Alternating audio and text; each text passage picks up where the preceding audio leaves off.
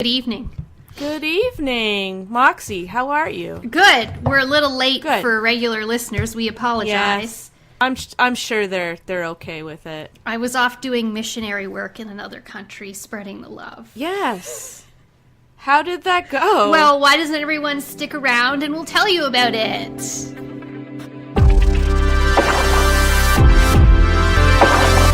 Okay, so welcome back, everyone. Welcome. Before we dig into what the heck I am talking about, if this is your first listen to the podcast, we are a movement of people who are motivated to put love out into the world and believe that the amount of love you put out into the world, you receive back exponentially and receive a kind of euphoria state from this catalytic effect. So we call it a euphoric effect. And we want to share that spiritual awakening we've had in us and feel you all have it in you too. That's right. So I left the country because of religious persecution. Oh dear. Obviously, no, that's not true. I went to visit some relatives in the United States in Trump's America. Uh-oh. But Okay, I went to visit people. I went to Disneyland quite a bit. No, I didn't. I went to Disney World. Oh. I'm very tired. So it was nice. I went down to recharge and get some love vibes in me, give some love vibes out to those I love. What better place than Disney World? Or Land, whichever one you just told me. Disney World in Orlando, yes. So, okay, yes. In terms of volume of trying to spread the love to people, Disney World probably has the biggest volume I'd be able to touch. I would say so. And I definitely felt, I could feel that energy this week as well. Going down there and it's Christmas and there's Christmas lights and just having that crazy Christmas spirit and everyone being so love spreading and me trying to give out love wherever I saw it. It was really crazy and very uplifting because one of the reasons I went was to try to, lift my mood a little bit. Fall always gets me down and really recharged me in many different aspects of my brain. So that was good. And you feel refreshed? You feel like your love levels have been replenished? I came back much higher than I went with. Admittedly, good.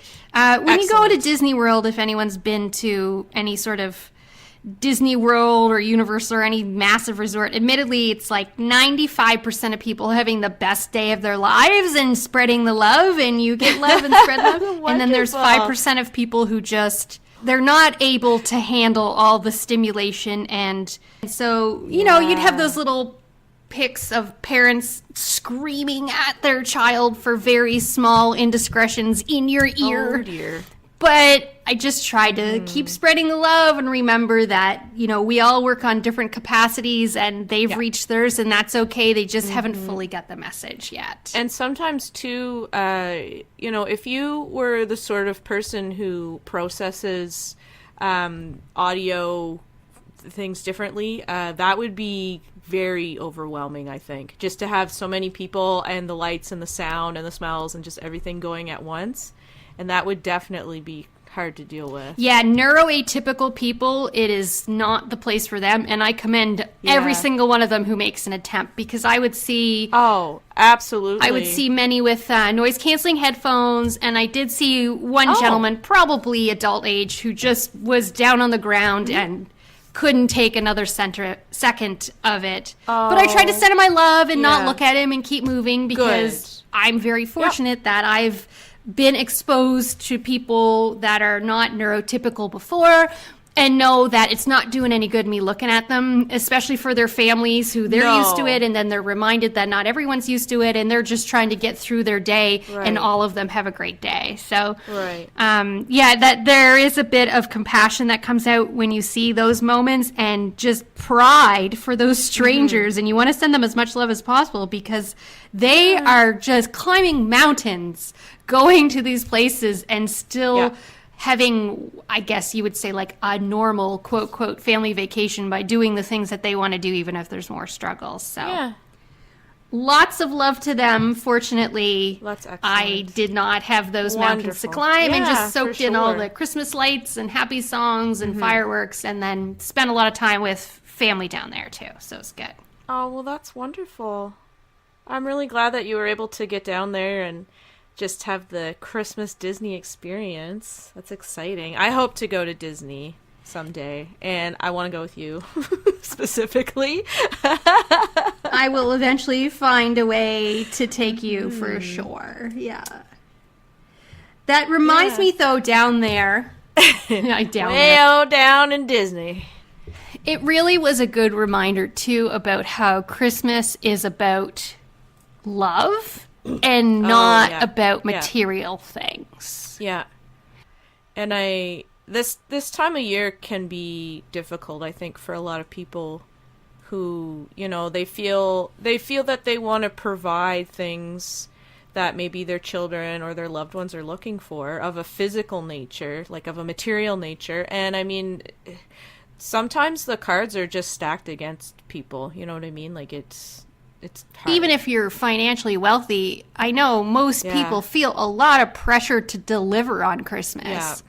Yeah. And I think a lot of us forget that's not what it's about. And even if you aren't religious, like I'm atheist, I don't believe in Jesus being the son of God or whatnot.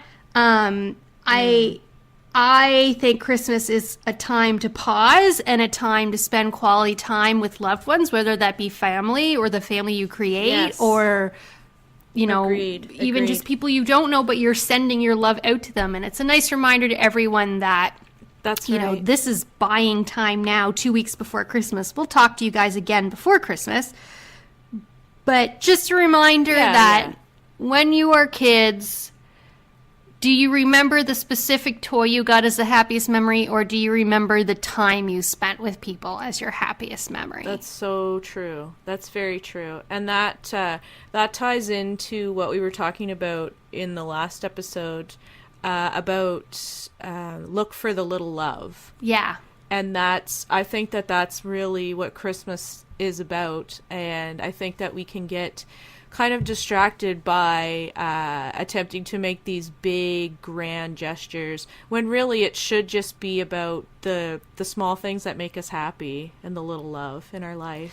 And not to let the love get sucked out of you if you aren't able to give something material. You can still send out love to people you want to share that with through, sending them a message or a card or putting a little bit of time into doing something that they would want you to do, or giving them an hour to watch their kids, or there's lots of things to contribute. And remember not to despair. Not everything is about material things. Even if those around you don't have that, remember that it is all about love and spreading love, and you will get love back, and not to despair about the material goods. Absolutely. That's such a good message. Like the gift of kindness, the gift of yourself, the gift of your time, if you have it to spare, those are invaluable things. Those cannot be replaced. And if you don't have anyone this holiday season, send May and I DM on @euphoric. We'll talk to you. Absolutely. I would love to hear from people out there. We'll send love vibes your way. Even on Christmas Day, we'll watch the Instagram and make sure that everyone is getting love. I will. I do. I get the little ding on my phone, and I just say, "Oh, there's someone else." When we get the love, it's nice. It's nice to feel. It's nice to feel everyone's energy around me. I really rejuvenates me. It does rejuvenate me too, and I feel like I'm on an upswing. Like that, the love is coming back to me more so than in the past few weeks, which is really good. That's good. So that's, once again, that's just the turning of the wheel, the cycle of a euphoric state where just the constant giving out, getting back. It just goes in a circle, just that, joining circle. I actually this week was on the St. John Forward radio show. Oh, exciting. On local, it was on local 107.3. Yes, I was on talking about euphoric, euphorytic state, and he was funny. He was trying to gotcha me a little bit, because I think if people don't know John, he's a skeptic, and he's a little bit of a rascal, so he likes to try and gotcha people. While I was on the show, he was saying, why don't you just give me the secrets? Like, why can't you just give me a little spoiler, give me a little secret? And I think maybe even people who are listening to the podcast might think that, why can't you say you have this, all laid out in this method? Well, why can't you just give me all the steps at once? And to that I say, you wouldn't read the end of a book first, or you wouldn't, if you had I play Final Fantasy games. I love those games. But if you try and get to an area before you're leveled up, it doesn't work. And achieving a euphoric state, that's kind of the same idea. You don't, you have this inside of you, but like any kind of a skill that you have to practice, you have to really hone that first. So that's why we kind of say, you gotta... The first thing, what everyone out there probably is already doing, and you may have been doing it innately, but just kind of really noticing it now, is to look for that little love. And like you were saying, it goes in a cycle. So now you're on that upswing. So, a cycle has... Some people might say, okay, well, if it's a cycle, then you could say the beginning and the end are the same thing, so what does it matter? Well, that's not the point, though. That's not the case. For people who maybe are thinking, oh, I'll just skip to the end, or if you've kind of come in on this episode, it really would be beneficial to go back, start at the beginning of the episode and just kind of work your way up. It's going to become like a rock tumbler, how it just kind of polishes you over time. I don't know. And part of it, too, is we're all going through this journey together. May and I have felt this, and it's taken us quite a while, but we certainly don't know everything. And that's why we're sharing it, because we feel that as a community, we could really make this a powerful movement and share this with more and more people to contribute to helping the world and all of us finding meaning and answers in what this power gives us. Yeah, exactly. And I think it's like when...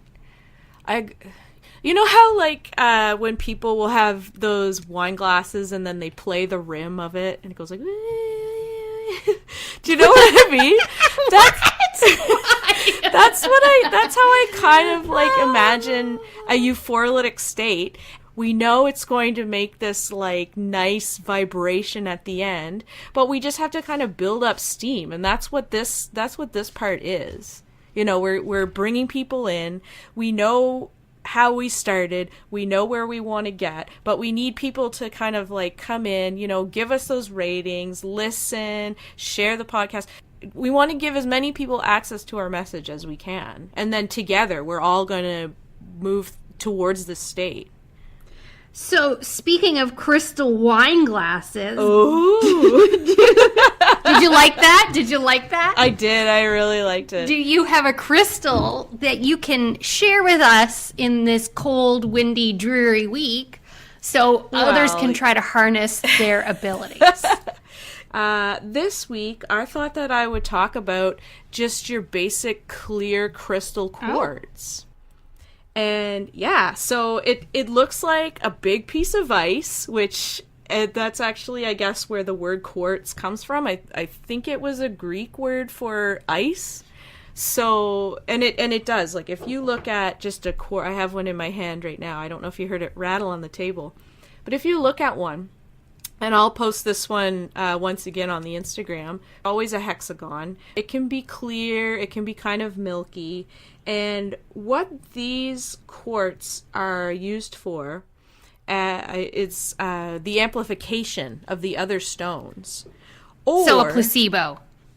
What's that? So it's used as a placebo.